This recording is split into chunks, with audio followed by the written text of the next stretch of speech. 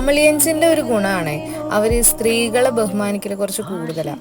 കാരണം അവർ വലുതായാലും ചെറുതായാലും അമ്മ എന്നുള്ള വാക്ക് ചേർത്തിട്ടാണ് നമ്മളോട് സംസാരിക്കുക. പിന്നത്തെ അവരുടെ പെക്യുലാരിറ്റി എന്ന് വെച്ചാൽ ഭയങ്കര ഹെൽപ്പിംഗ് മെൻറ്റാലിറ്റി ആയിരിക്കും. നമുക്കിപ്പോൾ എന്തെങ്കിലും ഒരു സാധനം വേണം, അല്ലെങ്കിൽ നമുക്കൊരു സ്ഥലത്ത് എത്തണം, ഇപ്പോൾ ആരോടെങ്കിലും വഴി ചോദിക്കുക, അങ്ങനെയൊക്കെ ആണെങ്കിൽ അവർ എന്ത് റിസ്ക് എടുത്തും നമുക്ക് ആ കാര്യം ചെയ്തു തരും. അങ്ങനെ ഞാൻ ഒരുവിധം തപ്പിപ്പിടിച്ച് ഏട്ടൻ്റെ ഫ്ലാറ്റിലെത്തിയിട്ടാണ്.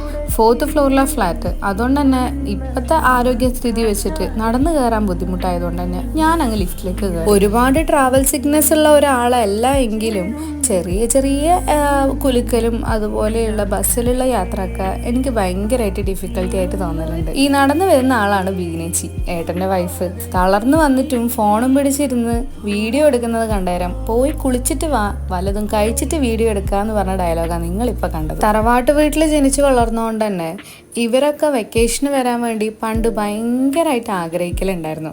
കാരണം നമ്മൾ കുട്ടിയൊക്കെ ഇവരൊക്കെ നാട്ടിൽ വരുമ്പോഴാണ് ഭയങ്കര എനർജി ഉണ്ടാവുക.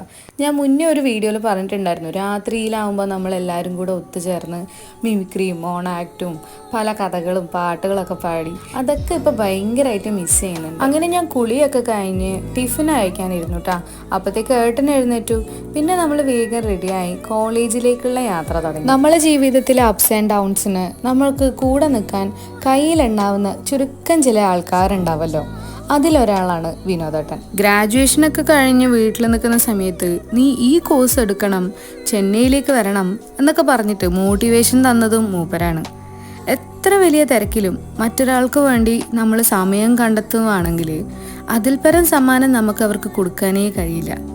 സമയമാണ് ഏറ്റവും ഇമ്പോർട്ടൻ്റ് ആയിട്ടുള്ള കാര്യം. അങ്ങനെ കുറച്ച് കഥകളൊക്കെ പറഞ്ഞ് മെല്ലനെ നമ്മൾ കോളേജ് ക്യാമ്പസിലേക്ക് എൻ്റർ ആയി. മദ്രാസ് യൂണിവേഴ്സിറ്റീൻ്റെ അണ്ടറിലുള്ള ഓട്ടോണോമസ് ആയിട്ടുള്ള ഈവനിങ് കോളേജാണ് DG Vaishnav college.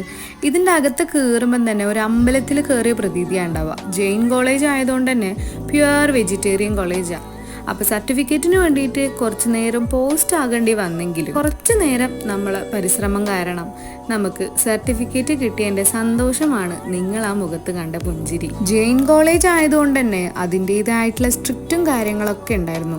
Shawl use ചെയ്യണം, ജീൻസ് യൂസ് ചെയ്യാൻ പാടില്ല, അങ്ങനെ അതൊക്കെ നമ്മളെ കോളേജിൻ്റെ പരിപാടിയൊക്കെ കഴിഞ്ഞതിന് ശേഷം നമ്മൾ നാട്ടിലേക്ക് തിരിച്ചു പോകുമ്പോൾ കൊണ്ടുപോകാനുള്ള കുറച്ച് സാമഗ്രികളൊക്കെ വാങ്ങിക്കാൻ വേണ്ടി അടുത്ത് തന്നെയുള്ള ഒരു ഷോപ്പിൽ കയറി. അവിടുന്ന് കുറച്ച് സാധനമൊക്കെ വാങ്ങി നേരെ വീട്ടിലോട്ട്. ദൈവാനുഗ്രഹം കൊണ്ട് പോയ കാര്യമെല്ലാം വളരെ പെട്ടെന്ന് തന്നെ ചെയ്ത് കിട്ടിയിട്ടുണ്ടായിരുന്നു. അങ്ങനെ നമ്മൾ വിജയശ്രീ ലാളിതരായിട്ട് വീട്ടിലെത്തി നോക്കുമ്പോൾ ബീനേച്ചി തകൃതിയായിട്ടുള്ള പാചകത്തിലാണുള്ളത്. ഇന്നലെ നൈറ്റിലെ ബസ് യാത്രേൻ്റെ ആഫ്റ്റർ എഫക്റ്റ് കാരണം എൻ്റെ തലക്ക് ഇന്നും ചെറിയൊരാട്ടുണ്ടായിരുന്നു. അത് മാറാൻ